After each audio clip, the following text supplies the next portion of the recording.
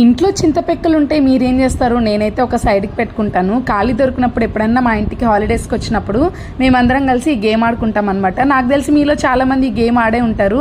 Summer holidays వస్తే చాలా sweet memories ఉంటాయి మన చిన్నప్పుడు చేసిన పనులు. వాటిల్లో ఇదొకటి అనమాట. మీకు తెలిస్తే ఈ గేమ్ పేరేంటో కామెంట్ చేయండి డెఫినెట్గా. ఈ ఆటతో పాటు మేము చీపురు పుల్లలతో డాడీ అని ఒక ఆట ఆడుకునే వాళ్ళం. నాకైతే అవన్నీ చాలా ఫన్నీగా ఉంటాయన్నమాట ఇప్పుడు తలుచుకుంటే. అయితే ఈ గేమ్లో ఇలా క్రాస్ మార్క్ చేసినవన్నీ సేఫ్ జోన్ అనమాట. సో నేను తప్పు గీసానని చెప్పి మా హస్బెండ్ గీస్తున్నారు.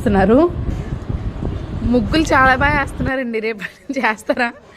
ఈ గేమ్ లోకి ఇలా విరిగిపోయిన గాజులుంటే వాటిల్నే వాడుతూ ఉంటాము. ఈ గేమ్ లో పార్టిసిపెంట్స్ ఎవరో తెలుసా? మా ఆడపడుచు వాళ్ళ ఆయన గారు, పక్కన మా ఆయన గారు.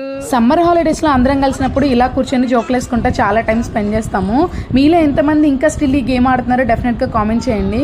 అయితే ఓడిపోయిన వాళ్ళకి ఒక అద్భుతమైన బిరుదిస్తారు. అది తెలిస్తే మాత్రం మర్చిపోకుండా చెప్పండి. ఫైనల్ గా నేనైతే గేమ్ ఓడిపోయాను. చిచ్చి.